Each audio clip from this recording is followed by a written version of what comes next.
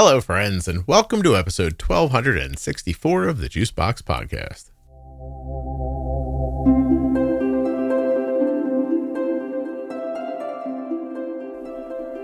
It's a quick in and out. This is the news for the week of July 22nd, 2024. I've picked out a few stories that I found interesting, not the least of which is Lance Bass from NSYNC has diabetes all of a sudden. Nothing you hear on the Juicebox Podcast should be considered advice, medical or otherwise. Always consult a physician before making any changes to your healthcare plan.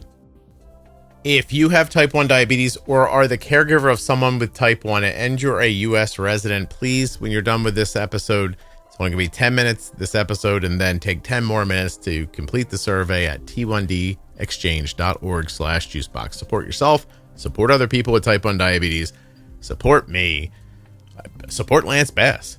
t1dexchange.org/juicebox. Just complete the survey. It's all you need to do, and you've helped. That's it. It's going to be helpful. Don't forget, if you use my link, drinkag1.com/juicebox, you'll get a free year supply of vitamin D and 5 free travel packs with your first order. And if you go to cozyearth.com and use the offer code juicebox at checkout, you're going to save 30% off of your entire order. Psst, listen, just wait till August. The percentage is going to go back to 40 at Cozy Earth. Don't tell them I told you. This is the diabetes news I found interesting for the week of July 22nd, 2024. Welcome back, everybody. Not a long one today, but an interesting one. This first part is from science.org in an article titled The Benefits of GLP-1 Drugs Beyond Obesity. Glucagon-like peptide-1 based medicines have weight loss independent actions. Here's the breakdown of that. GLP-1 function, of course. Glucagon-like peptide, GLP-1, is secreted from gut endocrine cells in response to food ingestion and enhances glucose-dependent insulin secretion. GLP-1 receptor activation reduces glucagon secretion, slows gastric emptying, and helps in weight management. This is things by now a lot of you know.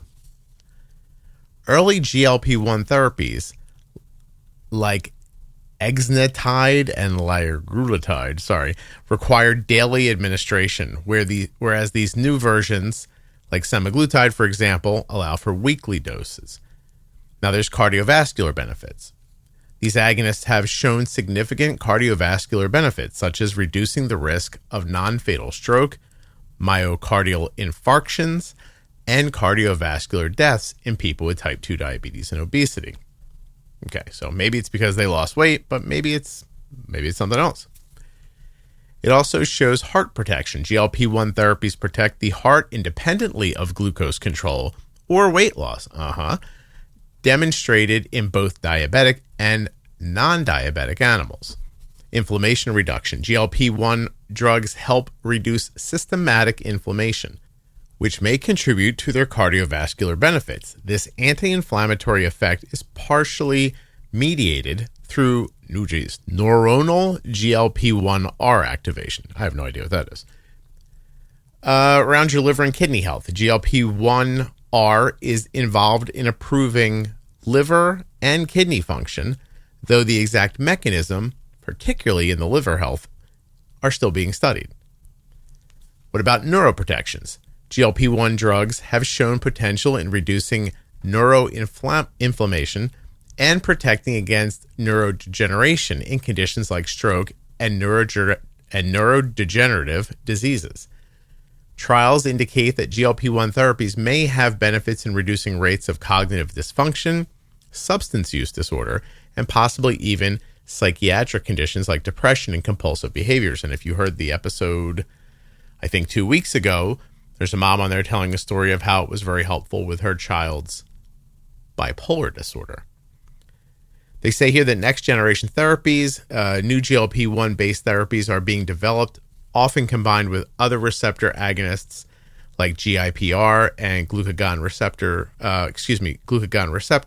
to enhance efficacy and provide greater weight loss and cardiometabolic benefits. Expanded uses you may see in the future. Ongoing research aims to extend the use of GLP-1 therapies beyond diabetes and obesity to other chronic conditions, including liver, kidney disease, and various neurological and psychiatric disorders. And that gives you a little conclusion here. It says GLP-1 drugs have evolved from primarily treating diabetes to offering broad health benefits, including significant cardiovascular, renal, neurological protection. Future research and development are poised to expand their therapeutic application further. Remember, years from now, when this stuff is helping with so many things, you heard it from me first. Little story here from Helio News. Overview to come. FDA fast tracks designation for Diamid's immunotherapy.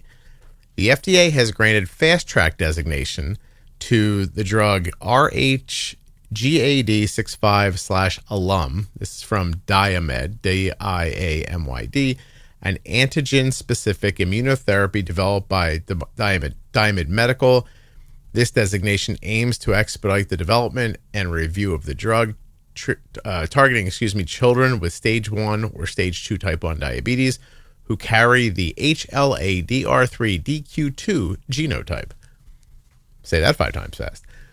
The purpose here is designed to preserve endogenous insulin production. It works by delivering recombinant GAD65 proteins intralymphatically. How did I get that right?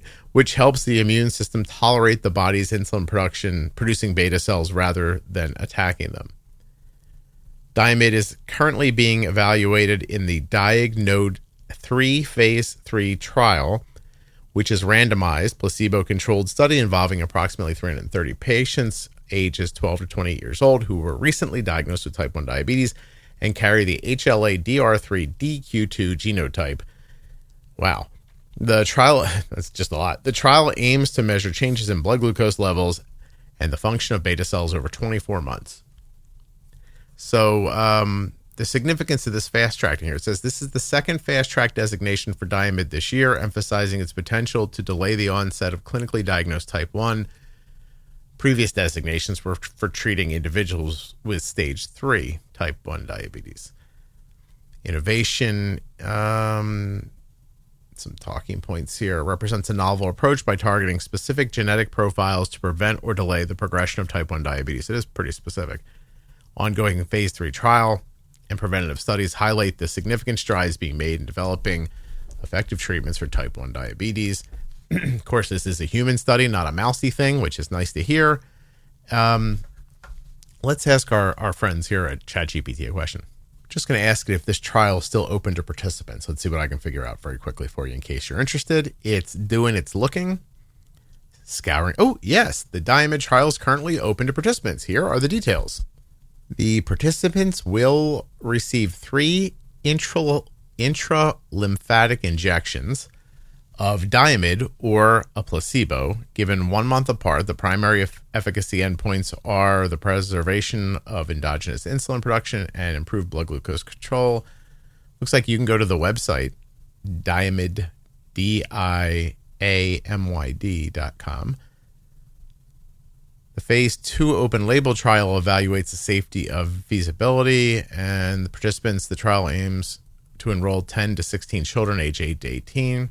Study will involve 2 to 3 injections. Yeah, and you guys should check it out if you're interested. Both trials are actively recruiting, and you can find out more information, express interest in participating by visiting the respective trial websites or contacting Diamyd Medical directly. Can I get a URL? Why would it tell me I could contact the URL, but then not tell me the URL? ChatGPT. So silly. DIAGNODE-3.com. That's the Diagnode 3 phase 3 trial. And general information about Diamyd clinical trials, diamyd.com/docs, DOCS/clinical trials.aspx. That looks like it's going to bring up a form for you. If you're interested, check it out, or you can just Google it, Diamyd trials, DIAMYD. And here's some breaking news. I don't know if this is really news, but do you know Lance Bass from the band NSYNC? Turns out he's got LADA, and he's talking about it. It's very new information, by the way. Beep, beep, beep, beep, beep, beep. That's breaking news, okay? Let's see. Lance Bass discusses the strict image management imposed by his management team since his time with NSYNC. He was forced to hide his sexuality. Okay, well, that's got nothing to do with diabetes. Hold on a second. Wait, where's the part about the diabetes? During the COVID-19 pandemic, Bass was diagnosed with diabetes. He is now learning to manage his condition, focusing on his diet, exercise, and insulin regime. This diagnosis has made him more conscious of his health and lifestyle choices. Lance Bass, you want to be on a diabetes podcast, baby? Bass enjoys spending time with his husband and their twins. Man, how is it possible you could give me an article about Lance Bass? Tell me more about the diabetes. Oh my. What a common story, and it happened to our own Lance Bass. He was misdiagnosed as a type 2. He says he's still coming to terms with his latest diagnosis. Bass already feels more empowered living with type 1.5, which is also referred to as latent autoimmune diabetes. We know what that is. You don't have to tell us. Quote, I'm type 1.5, which I had no idea was a thing until a few weeks ago. You and everybody else, baby. But, I'm interested and fascinating to me, finding the whole new level of diabetes I had no clue about. It's not unusual that somebody with type 1.5, which usually occurs later in life, is initially misdiagnosed as type 2, says the Mayo Clinic. You could have asked me that. I could have told you the same thing. Difference is that 1.5 is a result of an autoimmune disease. Yeah, we know all this. I didn't realize that it was 1.5. He says, I was out there doing a bunch of stuff that wasn't helping him. Okay. Well, you guys jump up on the social medias and ping Lance Bass. Tell him we want him to come on the podcast and tell a story. See what we can figure out there. It's interesting. Lance Bass got type 1.5. Well, I'd love to ask him about his life. That'd be fun. All right, kids, listen. I'm going to jump, okay? I hope you found these interesting. I hope you're enjoying the news segments. 10 minutes, I feel like, is a nice little bit. That's all I got for you today. Hey, this isn't really an ad, but Screen for Type 1 is the sponsor. And after one of those stories in there, I thought maybe you guys would want to know about it. Screenfortype1.com. You should check it out if you want to find out how to get your loved ones and even extended members of your family. Did I blend together member and family and come up with memories? That's crazy. Screenfortype1.com. There's a link in the show notes. I was looking for a way that we could all get nice and tan and meet each other and spend some time talking about diabetes. How are we going to do that? On a Juice Cruise. Juice Cruise 2025 departs Galveston, Texas on Monday, June 23rd, 2025. It's a 5-night trip through the Western Caribbean, visiting, of course, Galveston, Costa Maya, and Cozumel. I'm going to be there. Erica's going to be there, and we're working on some other special guests. Now, why do we need to be there? Because during the days at sea, we're going to be holding conferences. You can get involved in these talks around type 1 diabetes, and they're going to be Q&As. Plenty of time for everyone to get to talk, ask their questions, and get their questions answered. So if you're looking for a nice adult or family vacation, you want to meet your favorite podcast host, but you can't figure out where Jason Bateman lives, so you'll settle for me. If you want to talk about diabetes, or you know what? Maybe you want to meet some people living with type 1, or just get a tan with a bunch of cool people. You can do that on Juice Cruise 2025. Space is limited. Head now to juiceboxpodcast.com and click on that banner. You can find out all about the different cabins that are available to you and register today. Links in the show notes, links at juiceboxpodcast.com. I hope to see you on board. I know that Facebook has a bad reputation, but please give the private Facebook group for the Juicebox Podcast a healthy once-over. Juicebox Podcast, Type 1 Diabetes. The group now has 47,000 members in it. It gets 150 new members a day. It is completely free, and at the very least, you can watch other people talk about diabetes. And everybody is welcome. Type 1, Type 2, gestational, loved ones, everyone is welcome. Go up into the featured tab of the private Facebook group, and there you'll see lists upon lists of all of the management series that are available to you for free in the Juicebox Podcast. Becoming a member of that group, I really think it will help you. It will at least give you community. You'll be able to kind of lurk around, see what people are talking about, pick up some tips and tricks. Maybe you can ask a question or offer some help. Juicebox Podcast, Type 1 Diabetes on Facebook. Hey, thanks for listening all the way to the end. I really appreciate your loyalty and listenership. Thank you so much for listening. I'll be back very soon with another episode of the Juicebox Podcast.